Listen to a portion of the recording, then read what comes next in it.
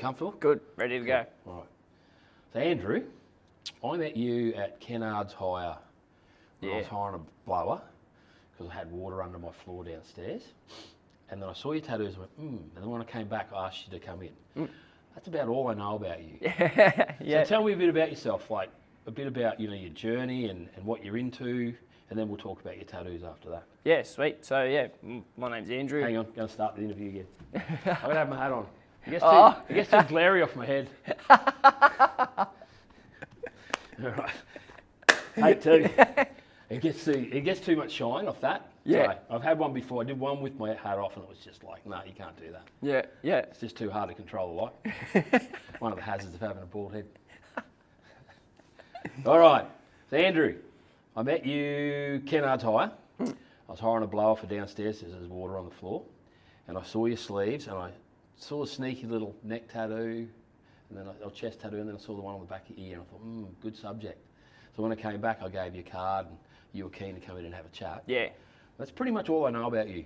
Yeah. So other than that, we had a little bit of a chat. You're a nice guy. You offered me a coffee. Yeah. I knocked it back, so I'd already had a double shot at home. I didn't want to be too buzzy. So tell us a bit about yourself, a bit about your journey and who you are and what you're into. All right. So yeah, my name's Andrew. My journey would be that I come from Scotland, started there, being born there, and then flown over here from the age of 8, and then grew up around the Australian school system before I hit puberty. So I have an Australian accent, so it's pretty good. Bit bilingual. I can still understand Scottish when they're not too drunk. But I do mixed martial arts, and I've been training for the better part of 9 years. Yep. Yeah. I love it. Keeps me straight. You've been in the ring? Yeah. I've fought a few times. Yeah. How's that? Yeah, I love it. The feeling of that is second to none. Like there's nothing else in the world like it. Yeah. Yeah, I'm a coward. Yeah. Nah. There's no way in the world I would do that. You got to be a little bit to do it, but it's worth it. Yeah, what got you into that? Honestly, it was just the fear of dealing with bullies and things like that from a young age. My best friend got me into it. He was like, come do this. We were 15 at the time, just down this little shed down the road from school. Yeah. And we'd just swing on with each other for a few hours of a day. Yeah, it was pretty good. Yeah. And then we obviously grew up, and then the sport was growing as well in the town, and we flowed on with it. Yeah. So do you fight in a ring, or educate me? Do you fight in a ring or a cage? A do you have cage. padding on? No. So just gloves? Gloves, box guard, mouth guard. No shoes, nothing. Nah. And the rules, what can't you do?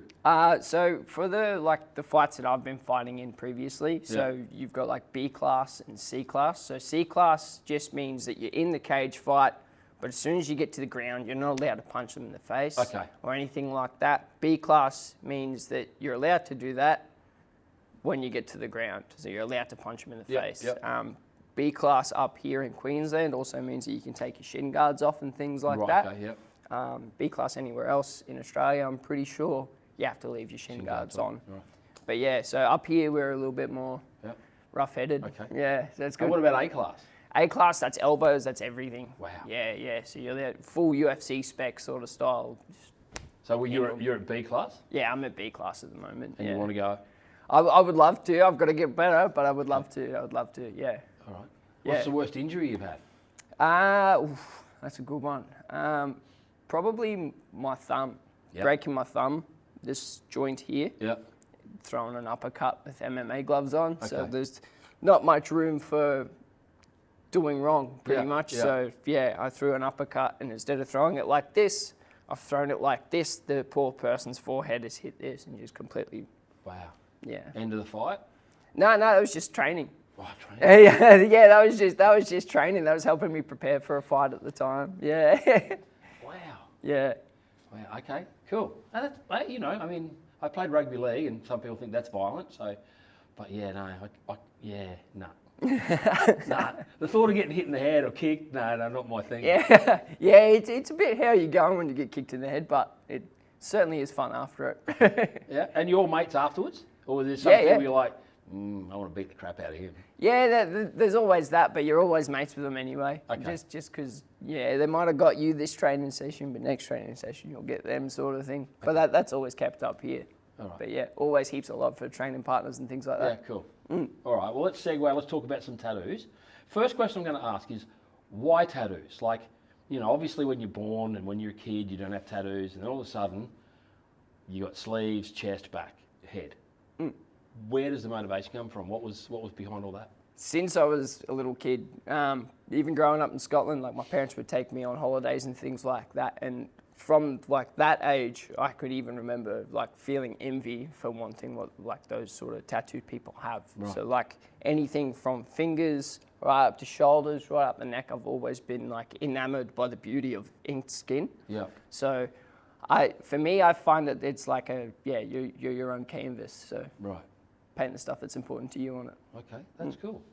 It's interesting. I've interviewed someone else who, same thing, from a very young age. Dylan, he, had tradies in the house who had tats. He's like, I want that. It's interesting how you can be influenced by the things around you from such a young age. Yeah. Obviously, when I grew up and I was young, tattoos were only for criminals, bikies, bikies and criminals kind of some of the same thing, and military people. That was it. Yeah. So if you weren't one of them, it was taboo. You didn't get one. So what was the reaction? What was your first tattoo? Yeah, my first tattoo was the thistles. The thistle? Just this part. So not the full sleeve? Nah, just that part there, yeah. So the Scottish heritage? Yes, the yeah. thistle? Yep. And what was the reaction from people like parents, friends, family? My dad was really happy with it because he was sort of like, go after it, get after it. But like my mum and my granny on my mum's side were kind of like, yeah, as long as you like it. Yeah. And then the more I've gotten tattoos, the more my parents and my mum's side have been like, well, what are you doing? Yeah. All right. And did you do the sleeve first only up there so you could cover it if you had to? No, I just did that as like a starting point. Okay. Just so I can kick on. Yeah, so you were never concerned about, well, there's a job I couldn't get, or didn't worry at all? Nah. That's all secondary to me, to be honest. Yeah. Just sort that out as you go? Yeah. And so where did you go from there? Like the thistle's your heritage, and I've had a look at your tattoos and taken some photographs of them, and they all seem related to who you are as a person. Yes. Where did you go from there? So from here, I went down onto the Celtic dragon that's protecting like the ski and do. Mm-hmm. It's the thing you keep in your kilt. Right, yep. In your sock. It's got like the Celtic word for warrior tattooed on it. Mm-hmm. There's just something for me because my first flight name before I became the Highlander was the Celtic warrior. Right, so I wanted to have something to really tie it in. Okay. And that's where the second one came from. And then I continued on with the Celtic symbol for family. And the names, these are so that's family? Yeah, dad, mum, brother and sister. Okay, cool. The Celtic runs through, you've got that Celtic interlinked symbol. What does that one signify? So that's the symbol for family. Okay. And Yeah. then that runs down into family. Yep, and then it comes. And then on the other side, you've got the Celtic cross. Yep. Down on your hand. Is that because you're religious? No. I don't think I could be religious. Yep. So why the Celtic cross? Is that just more heritage? Yeah, it was more heritage. I feel like this symbol sort of signifies something to me where it's about keeping me protected. Okay. So that's why it's under my skin, or try to make it look like it's under my skin. Right. That's why it's all red and open. Yes. Looks like a wound. Yep. Okay. Yeah. So that's sort of my armor. It keeps me safe. Cool. Yeah. And you're the Highlander. The Highlander. You know there can only be one. There can only be one, yes, yeah. So if you come up another guy called the Highlander, you're going to have to fight to the death. Yeah. Is that the deal? Heads will roll. I never saw Highlander 2. Apparently it's not very good. Nah, I don't think it's that good. It's not as good as the first Just one. stick with the original. Yeah. Yep. All right. And what about this sleeve? Like that's another Celtic pattern on the wrist? Yep.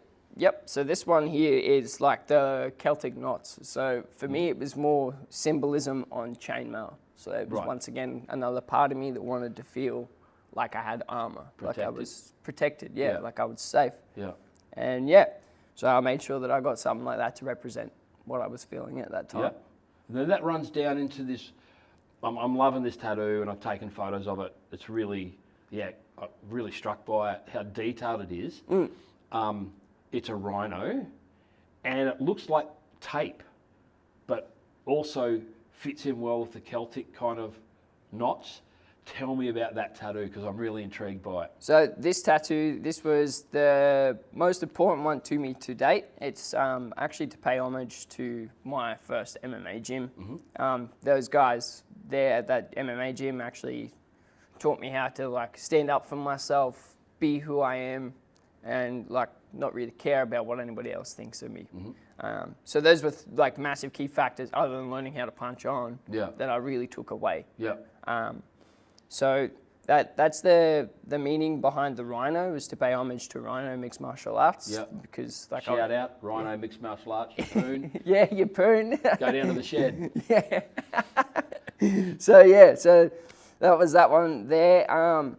I have it in Celtic knots to tie in with the chainmail because it is something that's always going to keep me protected. It is, whether it's physical problems or anything like that, or if I have any sort of mental problems, I've always got the reliance of the protection of what I've learnt in this part of my life. And I'm really happy to have this on my skin so I can see it. That's awesome. Yeah, I love that story behind that. Yeah. And it also looks like, to me, like I did a bit of boxing training, never fought, too scared, coward. Anyway, it looks like the wraps, the tape. Yeah. Was that deliberate as well? No. Actually, you pointing that out, it's the first time I've even thought of that. That's really, really even more cool. Because as soon as I saw that and you told me it was a reference to, your MMA gym, I saw it looks like wrapping tape, rather than, these are more traditional Celtic knot, same as the one over there. Yeah. It does look like tape. Yeah. That is actually so much cooler. Yeah. There you go. I've added to the story. I feel chuffed about that. Yeah. All right. And then chest. Did that come last? Is that the more fresh tattoos? So this one was actually done like 3 weeks ago. Wow. Okay. But in comparison, these are the sort of the newer age sort of thing where I actually am in a different mindset. Right. When I got these. Right. So a little bit of a different story as to who I was then. And they're 2 dragons on the collarbones? Yes, yeah. And then you've got the circles, the interlinked circles, and then you've got another sword or a dagger? Yep. Yeah, Tell us about those. So the dragons, they were just sort of like off the cuff. I was like, I want to get something. I don't know what to get, but I need this feeling satiated. Like I need to get a tattoo. So I was like, well, I love dragons and I love swords. I might as well get more dragons and more swords. Right. So I got more dragons and I needed more swords. So I got the sword down the middle. Yep. But this one here, the Ikigai, that one stands true to me a lot because whenever I see it, it reminds me to keep balanced because of what I do for myself, what I do for others, what I do for the world, and what I do for my passion. Yeah. So I always try and have a look at that in the morning and remind me to stay centered and ready to go. Bit of Japanese culture. Yeah, a bit of Japanese culture, yeah. Yeah, they have some good philosophies. They do. Yeah. They do. Ikigai. There's actually a film lab called Ikigai, which is interesting. Oh, really? Yeah, like I think they might be in Melbourne, but yeah, you can buy your film from there and film process there. But, oh, awesome. Yeah. I didn't even know that, eh? It's a good philosophy. You should check it out, Ikigai. It's really, really cool, that Japanese kind of philosophy. All right, let's talk about what I think is your bravest tattoo. Because I think anything that encroaches onto the head is like, well, we're going to another place. And you've got another sword. Yep. And I'll show a photo of it. Live by, die by the sword. Yes. Is that like your philosophy of life? Yep. Yep. 100%. So because I do mixed martial arts, one thing that was always consistent, even though I'm chasing my dream of like being a fighter and everything like that, is the naysayers or what if it doesn't work? Right. What if this doesn't work? And it was sort of a thing for me where I got it on the back of my head, so I knew that it was like, all right, I'm living by this sword, I'm dying by this sword. I've chose this pathway, I'm dying by this pathway. Yeah. I'm 100 in or 100 out kind of guy. It's just the way I am. That's cool.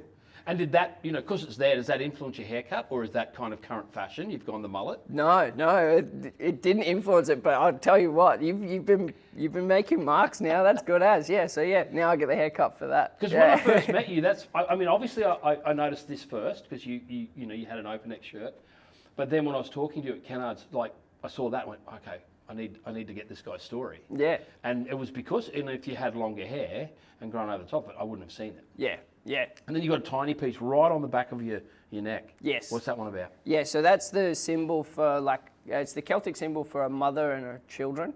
So my mother, my sister, and myself have this Right. all together. So like my sister has it on her wrist, my mum has it on the same point here, and so do I. Right. So Mum got a tat. Yeah, mum got a tat. Yeah. Is that her only one? Nah, she's got a few. Yeah. All right. So even though she was a bit more Yeah. about the thistle, Yeah. she's got herself tatted up. Yeah. She's got like freedom written here and Right. some doves and everything. Bit of William Wallace. Yeah. Freedom. got the claymore down the side. Yeah. Wow. Okay. Fair enough. And like we were talking before, you're not done yet. You kind of, is it a bit of an addiction? Like it's like, I want more, despite the pain. You seem to be a guy who seems to tolerate pain fairly well. Yeah, I mean, you bit. get kicked in the head and everywhere else and punched and get back in the ring again. So what is it about tattoos? Like you're like, oh, I got to get some more. Yeah, I honestly, I feel like it comes to a certain time where like if I haven't had one in ages, it's like, right, that's it, drop what you're doing, go get a tattoo. I don't know why. It's always been like that. Like I'll get maybe more than 6 months without having one, and I'm like, yeah, time for some more. Okay. Yeah. What are your plans? You got any plans, or are you Yeah. just gonna? Oh, you have. Okay. Yeah. What are your plans? I got heaps of plans. So my sister for my Christmas got me family symbols from my mum's side and her dad's side. So like the I forget the word, like the family crest. Crest, yeah. Yeah. So one's blue and one's red, and I think that will bleed well from each side of the chest. Yep. If like this color and then black and white Yep. comes up and then feeds into the black and white and then the color. So I think it'll tie everything in together really, really well. I got like things for the front of my throat, Okay. like a Celtic goat's head, Right. Yeah. everything like that. Yeah, sharks on my legs because they're my favorite animal. Okay. Yeah, yeah, I got heaps and heaps. You'll run out of space. Yeah. I'll run out of space before I run out of ideas, I reckon. That's cool. Well, look, I asked this question of everyone, and you've watched previous videos, so you know that the question's coming. Clean skin, never had a tattoo, never really thought about a tattoo until I started doing this series. What would you recommend either I get or my thought process going into if I was to get my first tattoo? I would probably suggest keep it simple and keep it meaningful. Those are the two big things that I would suggest. I wouldn't know as per se like what design for you to get. Yeah. But like if it was to be anything, I think that like something simple and something meaningful would probably be the best kick into the world of tattooing. Okay. I think. All right. Simple and meaningful. Okay, that's cool. It's interesting because, like, what are you number? You're number 13 that my interviews, and I've got a variety, you know, quite different kind of advice from different people. So it's interesting how everyone has a different perspective, and all of yours have quite deep meaning. Yeah. You know, I interviewed someone, Sarah. You know, apart from the tattoo of her dog that she had, the rest of them were just fun. And she was to me, yeah, just get whatever you want, don't think about it. Doesn't have to mean anything. Yeah. And then you're like deep and meaningful. So that's quite interesting. Yeah, there's a contrast. Yeah. I'm not sure I'll get one, or, you know, depends. Some days I wake up and go, yeah, I'm going to get a tattoo. Then other days I'm like, I don't want a tattoo. Yeah. They hurt. And they cost money. Yeah. Pretty expensive. Yeah, it's not a good mix really when you think about it. They're expensive and they hurt. Yeah. Like, I don't know how they sell it so well, but they do. Yeah, you're paying someone to hurt you. Yeah. I do that with gym training anyway. It's true. Hey, Andrew, thanks for coming in and having a chat. Thank you. It's been an absolute pleasure sitting down and learning your story, and I'm keen to see where, you know, your tattoos go next. So stay in touch, and Awesome. I'm keen to see this one and, you know, the 2 family crest. That'd be kind of cool. Yeah, it's going to be sick. All right. Awesome. Thanks heaps. Thank you. All right. Turn these off. You just hold the button until the blue. Yeah.